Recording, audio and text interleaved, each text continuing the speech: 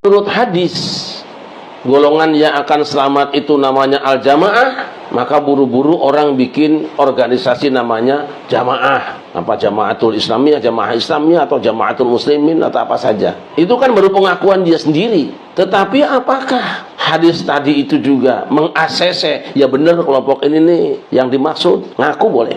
Sama juga kan, yang tidak kalah ramainya itu istilah ahlus sunnah wal jamaah. Kabeh ngaku ahlus sunnah wal jamaah. Karena sudah tahu yang akan masuk surga itu ahlus sunnah wal jamaah, maka semua orang ngaku ahlus sunnah wal jamaah supaya masuk surga. Tapi itu kan sebatas pengakuan. Saya mencoba bertanya kepada Allah bertahun-tahun, apa sih sebetulnya yang dituju itu? Kalau dari 73 golongan itu, yang masuk cuma satu golongan. Umat Nabi Muhammad itu yang masuk surga sedikit atau banyak? Dari 73 golongan, yang masuk cuma satu golongan masuk surga. Yang 72 golongan neraka semua.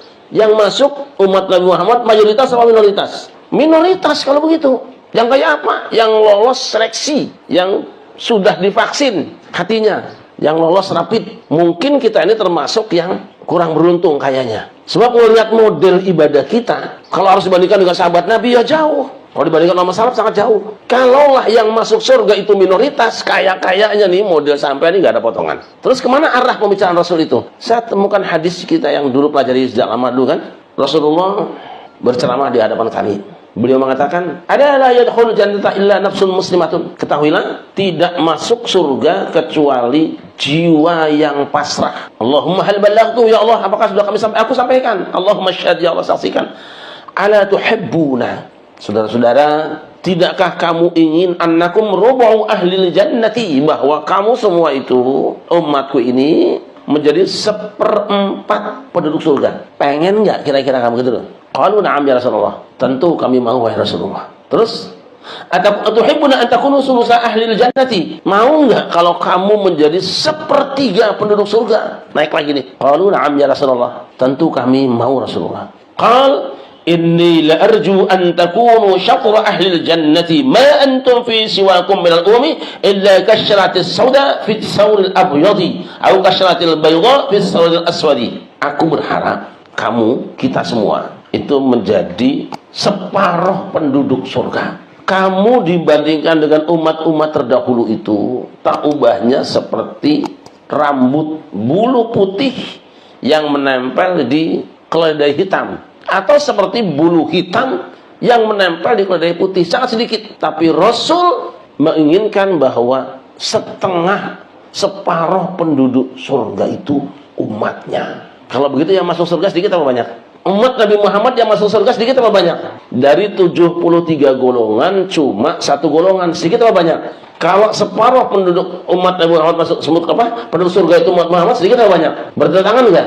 Di sini kita harus mengolah pikiran kita. Tentu yang paling tahu ini adalah Allah Subhanahu wa taala. Tapi kita berhak menganalisa dan memohon kepada Allah supaya memberikan petunjuknya. Nah, saya barangkali ya, mudah-mudahan saja ini bahan diskusi bukan kesimpulan, menangkap ini. Ini golongan semua. Anggap saja ini 73 lah, capek nulisnya. Ini anggap 10 semua 10. Rasul katakan, "Sataftariqu ummati ala 73 firqatan." Umatku akan terpecah menjadi 73 golongan. Yang 73 ada yang kafir enggak? Tidak. Diakui sebagai umatku. Itu dulu hiburannya. Artinya apa? Ketika dari semua umat, katakanlah yang jumlahnya 1 miliar, itu terpecah menjadi 73 golongan, semua penghuni 73 golongan masih diakui sebagai umatnya, bukan umat lain. Tapi kulluhum, semua mereka. Beda dengan kulluha, beda dengan kulluhunna. Kalau firqah itu kulluha atau kulluhunna. Tapi kalau kulluhum kembali kepada umatnya. Semua orang yang masuk umatku masuk neraka. Manapun ormasnya, mau Mu'tazilah ke, Ahlus Sunnah ke, Wahabiyah ke, Asy'ariyah ke, Maturidiyah ke, Murji'ah ke, Qadariyah, Jabariyah, kata Rasul, semua manusia umat itu masuk neraka illa wahidah, kecuali satu kelompok. Rasul nggak nyebut namanya kok. Siapa mereka? Al-jamaah. Yang dimaksud dengan satu kelompok itu bukan ormas ini, bukan kelompok ini, bukan mazhab ini, bukan aliran ini, tapi al-jamaah, dari aliran mana saja yang dia hidup memperlakukan saudara seagamanya sebagai bagian dari hidupnya, yang memelihara kebersamaan. Lantas mana? Kalau begitu, dari sini ada yang masuk neraka? Ada? Ada yang masuk surga? Ada. Ayo. Anggap saja ini Asy'ariyah. Ada nggak Asy'ariyah yang masuk neraka? Ada. Yang masuk surga? Sekarang Mu'tazilah. Ada yang masuk neraka? Ada yang masuk surga? Sekarang Qadariyah. Ada yang masuk neraka? Ada. Yang masuk surga? Ada. Jabariyah. Ada yang masuk neraka? Yang masuk surga? Ada.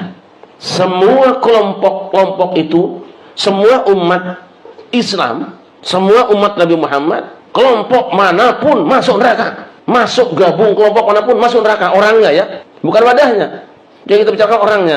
Orang umat Islam ada di organisasi manapun, di mazhab manapun, di aliran manapun masuk neraka. Ada yang tidak masuk neraka, cuma satu kelompok. Bukan kelompok A, bukan kelompok B, bukan kelompok C, bukan D, bukan kelompok ini dan itu. Siapa saja dari kelompok-kelompok yang ada yang memperlakukan saudaranya sebagai bagian dari hidupnya seagama, siapa saja yang mengakui adanya saudaranya yang berbeda dengan dirinya, lalu memperlakukan umat Islam sebagai jamaah sama dengan dirinya, kalau begitu, kira-kira orang yang model kayak gitu, dia satu mazhab tetapi dia mengakui mazhab lain, menerima sebagai saudaranya. Di Asy'ariyah ada nggak? Di Mu'tazilah ada nggak?